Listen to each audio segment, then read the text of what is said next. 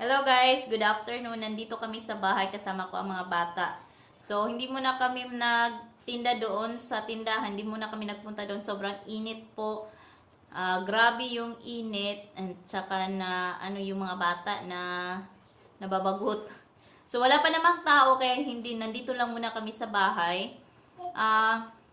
Hindi pwede na i-waste natin yung oras natin doon sa tindahan at wala namang katao-tao. So, nandito kami para makapagpahinga din. So, although ganyan ang ating sitwasyon mga kasari, meron talagang month na wala tayong sales, at least paggabi o bukas tayo. So nagbabaka sakali kung may maliligo, at least may mabibenta tayo. So, ngayon mga kasari, isi-share ko lang sa inyo yung mga experience ko noon nung nagtitinda ako. So, single pa ako nung 24. 24 pa ako mga kasari.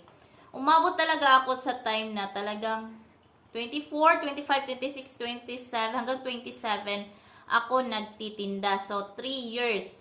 So, umabot talaga sa punto mga kasari na talagang inisip ko na ano ba tong ginagawa ko? Worth it pa ba yung pagtitinda ko? Pero wala naman akong ipon o kita. So, syempre, kapag nandyan ka sa tindahan, talagang pag may benta ka, ibibili mo na naman na item. So, kahit anong racket ang ginagawa ko, nag-Tupperware, nagano pa ako that time, nagluto ng mga ulam, nagbibenta ng gulay, mga ricados, yung mga lamas, lahat ano ko na yung pwede kong maibenta. Nag-barbecue. So, umabot ako sa time namamalengke ako that time mga kasari.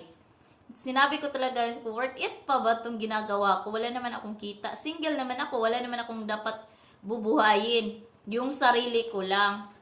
Pero dahil sa mga obligasyon mga kasari, mapilitan ka talagang magtinda ng kung ano-ano para mabuhay.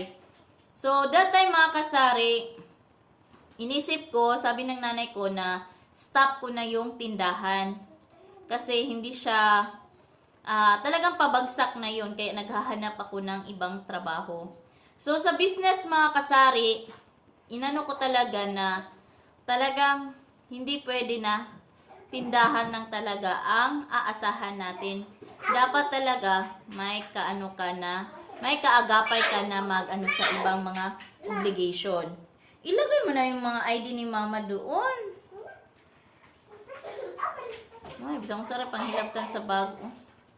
So, yan mga kasari, lumabot talaga ako sa punto na talagang susuko na. So, kaya naghanap ako ng trabaho. So, yan mga kasari, sa negosyo, kung hindi ka din, kahit anong negosyo, kahit anong larangan ng negosyo mga kasari, kasi nga, sa employer, sa pagtatrabaho ko, hindi din, ang business din niya is, although skincare clinic siya, pero by appointment.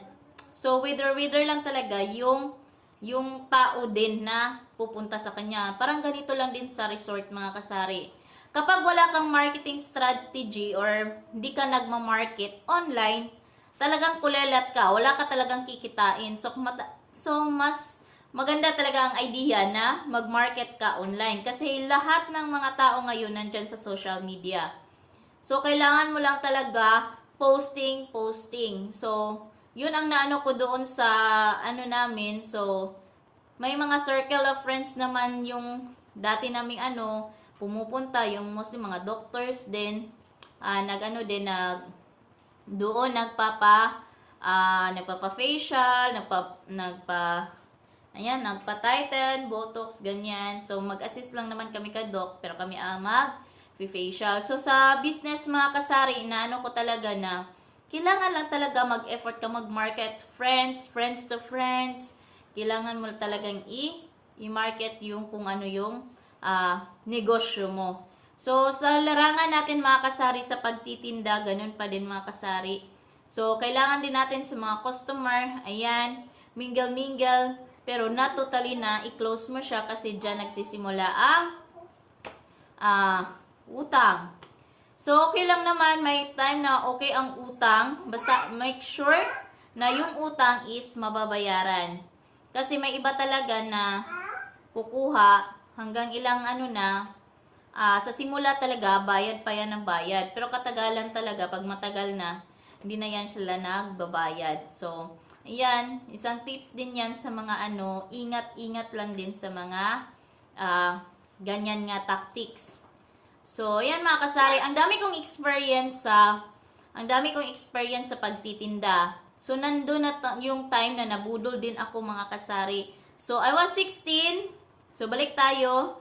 I was 16 na nag-start ako magtinda sa auntie ko kasi ako, working student. So, ayan nga, na-scam or nabudol ako. So, yung 500, ingat din mga kasari, baka gawin to sa iba. So, ayan, yung ginawa kasi sa akin, nang budol sa akin, yung 500 niyang pera, bibili sana siya ng 1 pack na Winston. So, ako naman, nagkuha na ako ng panukli. I thought na, may stock pa na Winston. So, binigay ko na sa kanya yung sukli, pagbigay ko sa items is, wala na pala. Pero, yung customer ko, yung bumili na ng scam sa akin is, talagang sinabi niya na ang binigay ko daw sa kanya is ginanon niya. Yung 500, ganito pala yung nangyari mga kasari. Yung 500 yung pera niya, binigay niya sa akin, 1 pack of Winston. And then, pagtingin ko sa stock sa mga cigarettes, wala na pong stock na Winston. Kaya sinauli ko yung 500 niya. Pero, binalikan ako ni customer. Sinabi niya, ma'am, dili ni 520. So, yung 500, ewan ko kung anong ginawa niya. Basta, yung 500, ginanon niya, naging 20 pesos. Ha? Hala.